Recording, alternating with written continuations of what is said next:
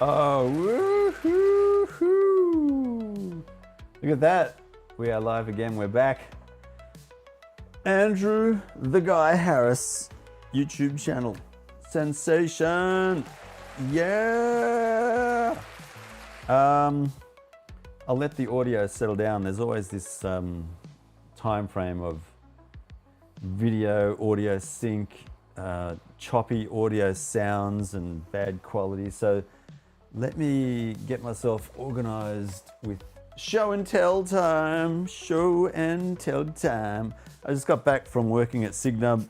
It's been one of the hottest, most uncomfortable days of my entire Signub career. It's just been horrendous, let's say. Horrendous. Just hot. 38 degrees in a baking oven. Ugh. I got lots to show and tell today. I have gone nuts with Amazon, my favorite store apart from Signub. I'll bring this stuff down and show you what's on the agenda. Okay, starting from probably the oldest thing. Check it out. This is, let me get the overhead cam going here. Oh, I've actually got a couple of views we could use. I think, is that the one? I got myself organized with that. So there's a view of me there. Hello, by the way. And then a view overhead here. I want to show you this. Is that the right way? Oh man, it's annoying that the camera is right underneath the light, so we can't actually see in a big way what's going on here. I'm going to do manual focus because it's too annoying. Check it out. Look at that. That says, can you read it? That says Rotring 600 3-in-1. There it is there, nicely illuminated. Rotring 600 3-in-1. This, I will put it, I'll edit this live, excuse me, later, and I will put in a link for this. I'm not affiliated with Amazon yet, but I will be, and I want to be, so that it's basically a little bit of the money that you spend buying this goes to me. It doesn't increase the price, it just means that you pay the same price regardless whether you use my link or your own link or whatever. But then there's a tiny little bit of money that gets cut out of Amazon's profit and is given to me, so you don't lose any money, you don't get charged extra. I just take a bit of a cut from Amazon's profit rather than Amazon take it all. So it helps me, and you get a little bit of a discount as well because you're buying it in bulk from Amazon. This thing's awesome though, I gotta tell you. I'm gonna try and take it apart so you can see, where is that? One of these things comes undone. Not that. Oh, that's right, it just pulls out. So there's three filaments, if you like, in here, or holders, or pen refills. I've got a red, a black, and a pencil, clutch pencil, mechanical pencil in there at the moment. So it is a rotating switch which moves things backwards and forwards, as you can see there when I move this thing. Put that down, lift this up. That thing, that's how it works. It's mechanically moving around as I twist the handle here. Anyway, that sits in here. It just kind of pushes in like that. And then you twist that bit, and then it moves there in and out. So that bit there is the one that you use to push out the lead. Let's see if I can get a close up of that. It's like, yeah, that way. See the lead there? So if I keep on pushing, it just keeps on going out. And then if I push and then hold it down like any other mechanical pencil, then push it in, it goes and retracts a little bit. But if I want to retract the whole nib, then I just twist the knurled bit. It's got knurling, which is just a machined pattern. See that there? So I grab that and twist it. It basically moves between black, red, and pencil.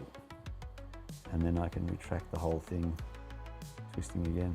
It's metal, aluminium, hexagonal shape, and it just feels really balanced. I love writing with this pen. I've got to tell you, I love it. It's my favorite pen to write with currently.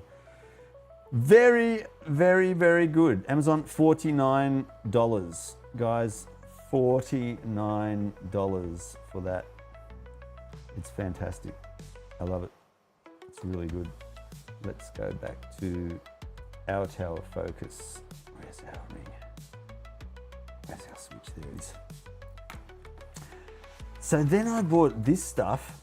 I've got a Korg MS-20 IC synthesizer controller. So it actually is a MIDI controller which plugs into an iPad and then via the iPad connection to a USB port on the MS-20 IC Korg mono synthesizer. Whew, what a handful, what a mouthful. That basically is emulating a Korg MS-20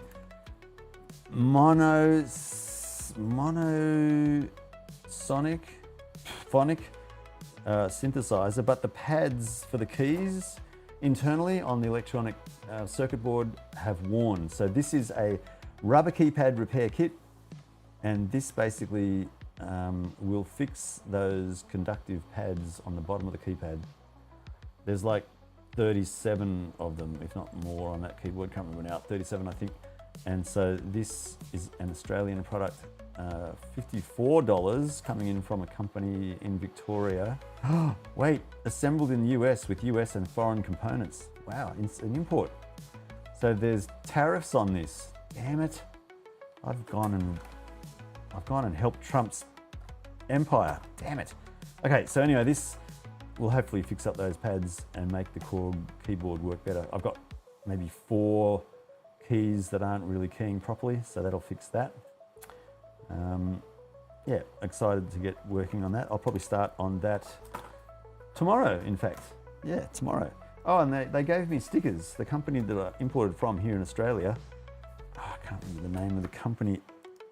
Let's quickly see if we can find out what that is. If I jump over here and go mail, while that's working in the background, I will let you know what. Oh, Core Electronics. It says it right there. Core. Let's get this going again. Core Electronics. There it is. Core Elec AU, Twitter. Facebook is at Core Electronics.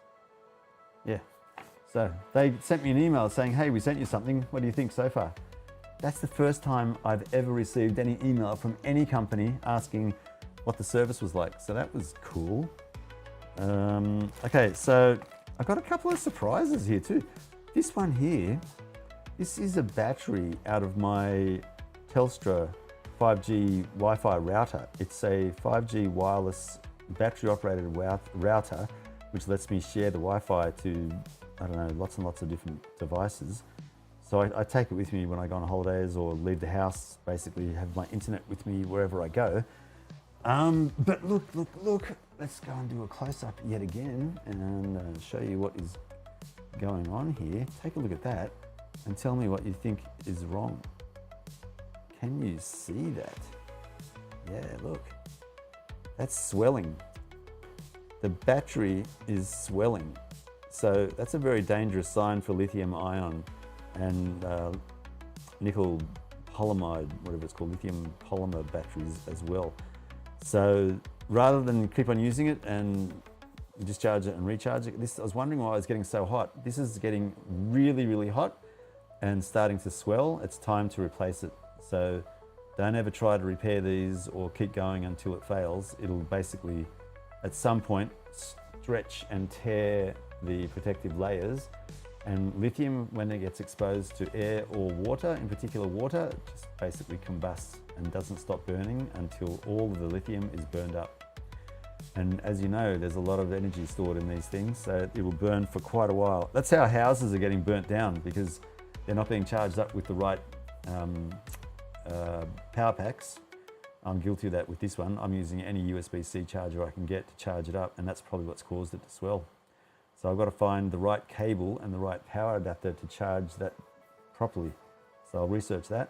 So I've ordered one of those off Amazon, and I want to kind of show you how I've done that. Let's do it this way. If I bring that over, so I can show you in real time what it is that I've ordered.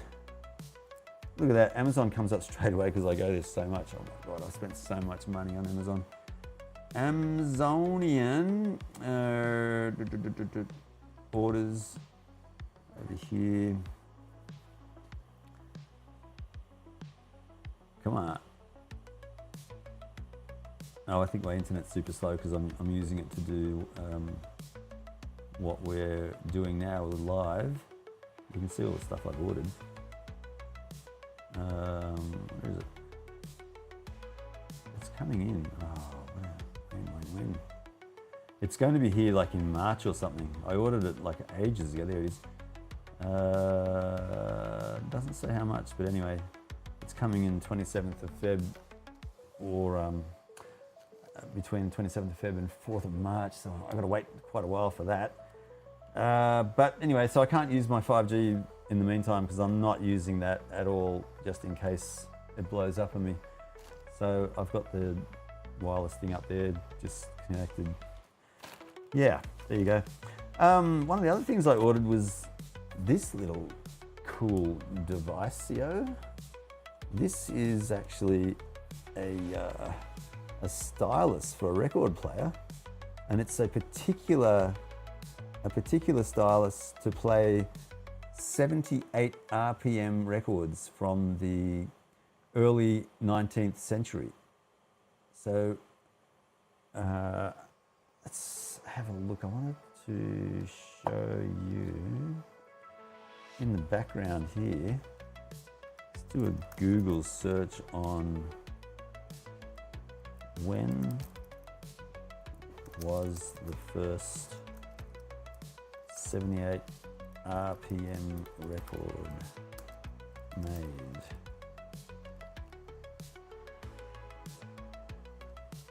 (1910).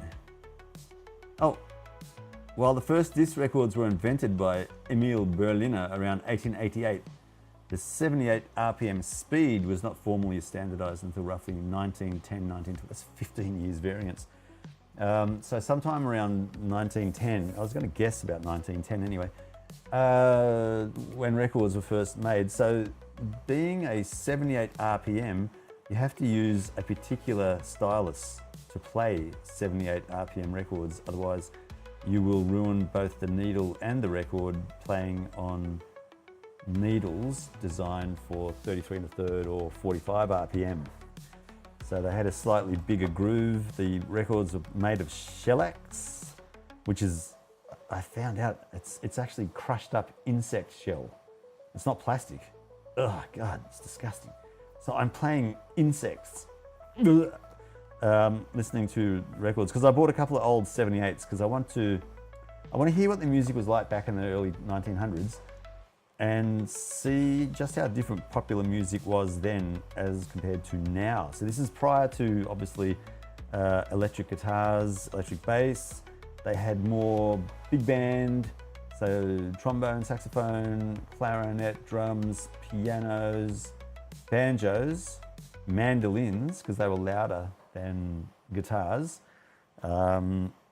Yeah, so I want to hear the difference to see for myself what it sounded like. So that's going to be really good fun when I get the old 78s going.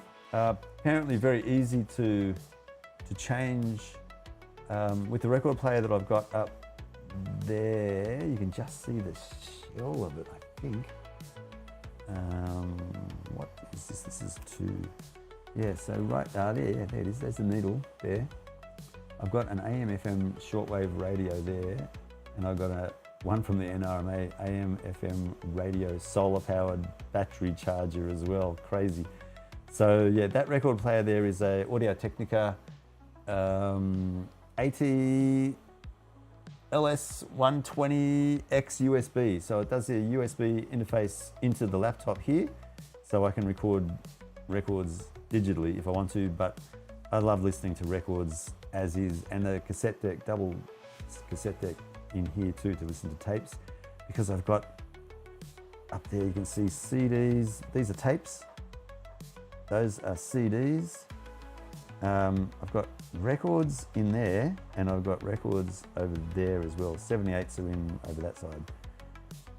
So yeah, DVDs up there, because a bit behind the screen there-ish, I've got a DVD CD player that hooks into the cassette deck here and goes out of the cassette deck.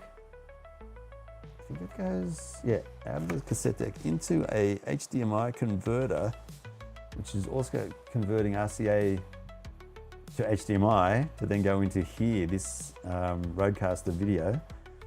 And then from the Rodecaster video, I can go out into the audio stereo selection. Yeah, it's really good fun, I gotta tell you. Why isn't that working? I was supposed to have another view. What is going on? What's happened? I'll use that one for now. But there was, oh, because I lost 3, that's all. That's cool. All right, so I wanted to show and tell a few more things. So what I'm also doing, oh, this will be interesting. Can I show you on that screen? No, I can't. I can show you on this screen. See that wooden box over there in the corner? That is a attention engine horror noise production box. So what I've got, let me show you this way. Maybe I can do it that way. Where is it? So in here, if I put in noise for horror movies, I'll have to use that. So you can buy horror movie noises, or you can make them. So look at this. This guy, it's gonna be so slow. This guy has made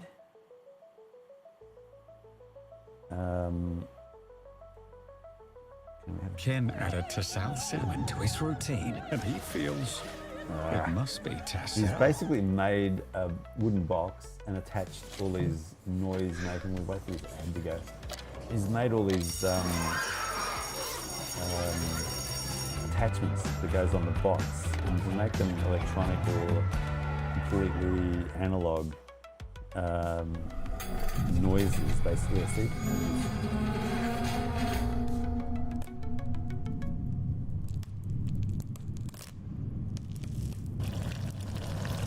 Yeah, so he's completely analog. Anyway, you can see how he's using an implement there. That's an electromagnetic microphone, so it picks up electromagnetic noises. They just use a standard microphone picking up those noises there. So that guy is, so that's kind of what I'm talking about. The machine is using back there. And this to a degree, but this is more in line with what I'm trying to make. I'm making it out of wood. He's got that one made out of metal. So what I'm going to do is basically this. Let me show you this way. So I've got piezoelectric microphone over here, again from Amazon. So it's got a volume control pot there, a guitar output jack there, and then the knobs and associated bits and pieces in here. And what we want to do, what we want to do is use this piezoelectric disc, which basically piezoelectric microphones work by converting physical force into an electrical voltage. And so when you press this down or move it up and down, it creates a voltage change, which you can then measure basically using an amplifier or a multimeter to detect the voltage differences. And you can pick up ambient noises if you attach that to a soundboard. So that wooden box over there in the corner there, if I put this under that big panel of wood there, it will pick up all the vibrations of my voice and things going on in the shack and basically amplify that. And I can use that noise into a audio mixer, so the Tascam Portacapture X8 for example, and then compress the sound, delay the sound, reverb the sound, change the frequencies, do all kinds of effects. So all the guitar pedals I've got, in the background there behind me, all those guitar pedals, I can plug this thing into those guitar pedals and then change the sound to make it anything I want.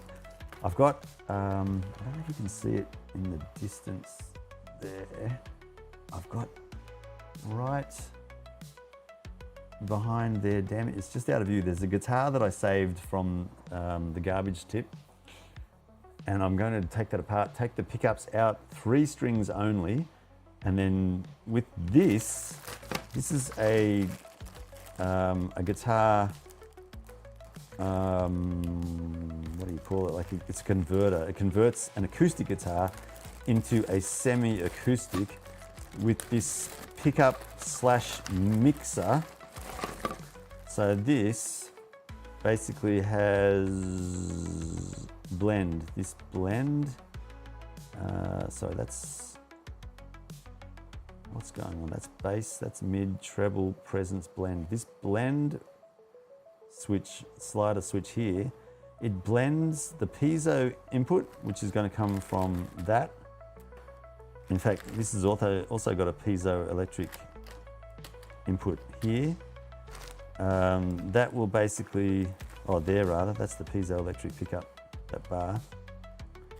So you can see it there. That piezo electric pickup normally goes under the strings, but I'm going to just put that somewhere, doesn't matter where, or even blend that one with this one. And it also has a microphone. So the microphone sits inside the box to pick up ambient noise, piezoelectric noise, and the ambient noise from the mic. That will basically be blended with this switch here. So I can make it completely microphone, completely piezo, or a combination of the two, which is piezoelectric will pick up the noise hitting the wood, and then the microphone will pick up the noise hitting the microphone input on this. So it's like, it's going to be an analog noise from the box and a different analog noise coming in from the microphone. And then I can change all kinds of things like the bass frequency response, mids, trebles, there's a presence slider, there's volume, and then anything that I want to control beyond that is then going to go into the guitar effects pedal. And so I can then slow noises down or speed things up or put echo or do all kinds of modulation to the signal coming through. So that's going to go into the sound effects box as well. So I'll add these things in. I'm just waiting on the ability, financial ability, to order a spray booth, airbrush spray booth, so that I can stop inhaling all the paint mist from an airbrush, because it's pretty deadly stuff. So I'm really hanging out because the box has been finished. All I've got to do is paint a design on the outside, because I've got an idea for making it a bit of a unique look. And then once that's painted, I've got to tighten up the top